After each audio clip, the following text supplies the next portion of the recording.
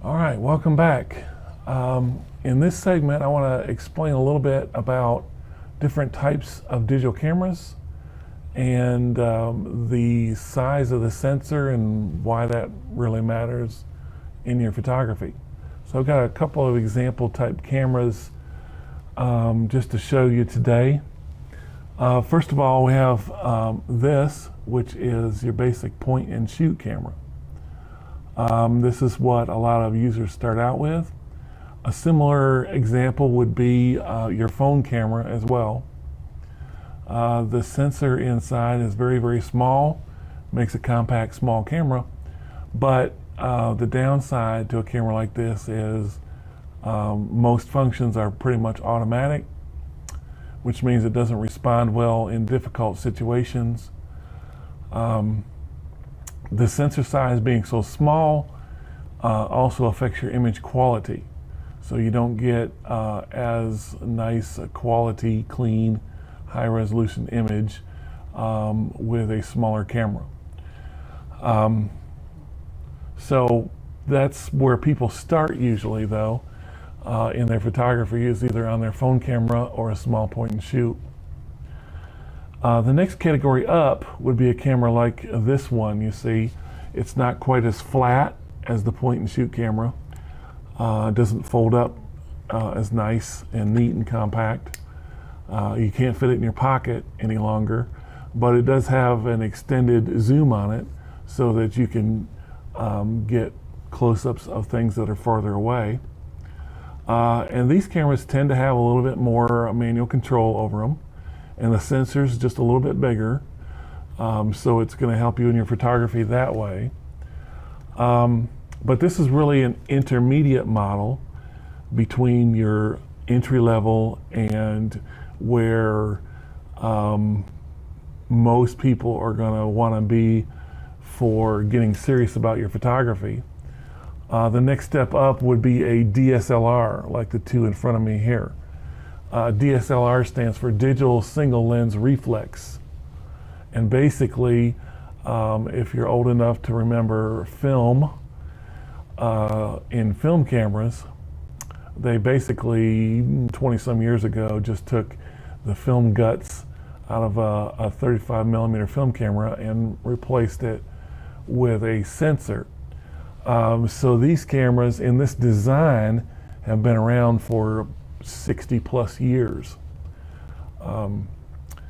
That's where you ultimately want to be with your photography, is at this level, DSLR. The price is about $450 with lens for that type of camera. Your entry-level point and shoots you can get for $100, $150. Your prosumer models, this one, between $200 and $300, and then jump up to $450 with these. Out of all three of those, there's one that's really disappearing fast, and that's this one called the prosumer model. Basically, people are basically skipping over that and jumping either from their phone or the point and shoot directly up to your DSLR. And that's where your best bang for buck comes in as far as image quality. I've got a graphic on my screen that I want you to take a look at that shows the different sensor sizes. The largest one, indicated in pink on the chart there, is really medium format, which is bigger than everything we've discussed thus far. And then the blue one there is what's called full frame DSLR. The yellow box below that is what's called a crop frame DSLR. That's why I have these two cameras in front of me today. They look similar in size and shape, and they're both made by the same company, but if you look real close, inside where you see I have removed the lenses, there's a smaller size mirror in there, and there's a smaller size sensor. So one of these is the full frame version, and one is the crop version, okay? Now, where did all that come from?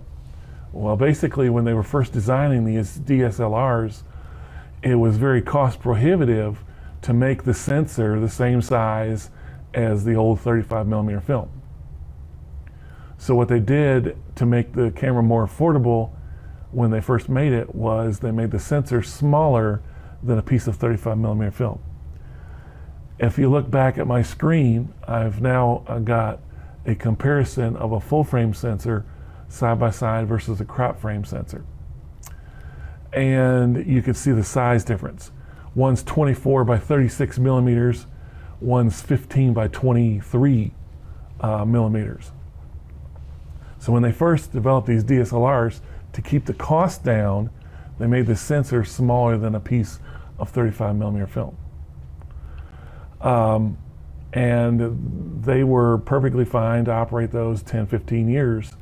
But within the last 5, 10 years, the cost have come down so much that they're starting to be more and more of these full frame DSLRs that have cropped up on the market. Nikon makes several models, Canon makes several models, Pentax makes a model now, Sony makes a model, and they use the bigger sensor that's the same size as a piece of 35 millimeter film. Basically, the bigger the sensor is in the camera, the better the quality of the photo that you're going to get, especially in low light levels, where you're doing interior photography, or you're doing sports or nighttime photography. That's where you're going to see the greatest gain from crop sensor to full frame sensor on the DSLRs. And to give you a price difference, I said entry level on the crop sensor was about $450. Entry level on the full frame is about $2,000. So there's a significant cost difference there. And what you're gaining is basically being able to shoot in lower light and get better shots in that lower light. Now, there's a couple other types of cameras that are out there that I want you to be familiar with also, that I don't have physically with me today, but I've got some pictures of them on your screen. The first one is a rangefinder style camera that Fuji's putting out. The rangefinder is kind of a retro styling in the camera. It goes back to the film days, and the rangefinder is different from a DSLR because the viewfinder is a separate window than the picture taking lens, and it's usually up in the corner. So if you ever see somebody holding a camera and they're looking through a little small window up in the corner of the camera, that's probably a rangefinder camera. It's a different style. You're not looking through the same lens as the pictures being taken through. The style is more prevalent over in Europe and also in Japan and China, more so than the United States. But they're more compact in design is why you're seeing these things on the market today. So they have a crop sensor in them, so you can get the same size sensor, but it's just a different viewfinder system. So if you see one like that, you'll know what's going on. It's just a different viewfinder system. And then we have what's called these mirrorless cameras that are hitting the market. Mirrorless cameras are about 5 years old, the technology. This is one by Sony. And what's different with those is you don't have a live optic viewfinder, okay? These, when you look through the viewfinder in the back of the camera, you're optically, by some mirrors and a prism, looking through the exact lens that the pictures are going to be taken through.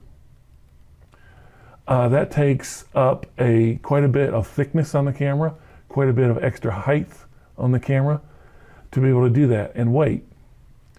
So if you can eliminate that and come up with a different viewfinder system, then you can make a lighter, smaller, more compact camera with the same size sensor. And that's what Sony has really pioneered here with their mirrorless technology.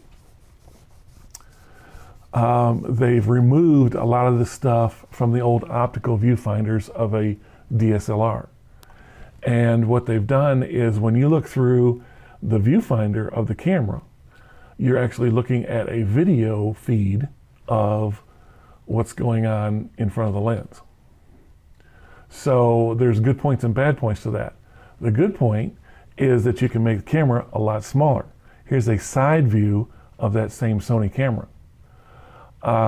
Basically, the camera body can be, I've seen them as small as an inch thick, instead of, probably you're looking at 3 inches for the old style. So you can almost fit this type of camera in your pocket. So you've got a size difference, you've got a weight difference with this new technology in the electronic viewfinder. The downside is, of course, being electronic, it takes power, battery power, to run the viewfinder. And so these kind of cameras will eat up battery power a lot more than your DSLR would. And also, there's a little bit of a lag between what you see in the viewfinder and live, okay? So for doing super fast sports or action like that, it's not the most ideal camera. So for your photojournalists and your sports photographers, you're probably not going to see the DSLRs replaced anytime soon by a mirrorless. But for casual shooters, for landscape photographers, for portrait photographers, this new electronic viewfinder system is catching on, and people are liking it because it's saving on the size and the weight of the camera. On your screen next is a Fuji version of their mirrorless cameras. The styling is very, very similar to the older DSLR, but they've just kept the styling that way on purpose, and they've retrofitted it with the new electronic viewfinder. They wanted it to look like an older DSLR model, but have the newer functions of the electronic viewfinder. And Fuji has just come out with a new updated version of this camera called the X-T2. And both editions of the camera are getting rave reviews, and there's lots of folks that like these things. So if you ever see those around, you'll know what's up. And then you get into large format and medium format.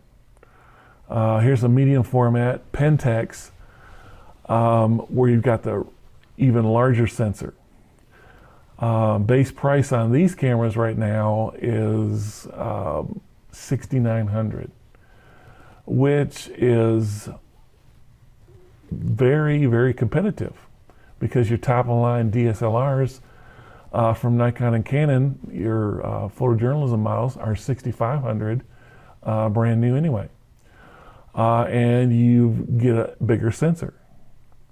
One other advantage of a bigger sensor is you get small depth of field. So if you're a portrait photographer or a wedding photographer and you like small depth of field, your subject only thing in focus, and those creamy foregrounds, creamy backgrounds, you're gonna like full frame over your crop sensor camera.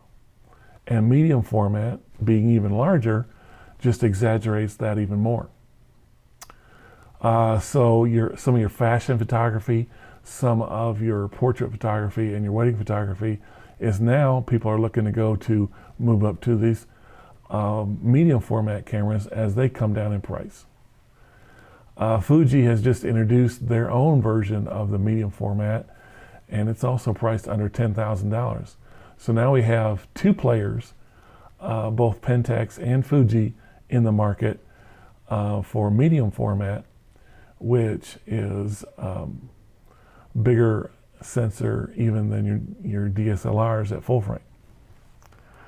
Large format, really out of our price range, but for special applications like doing advertising and product photography, or you're doing large prints, to use on a billboard or something like that, you'd still have large format.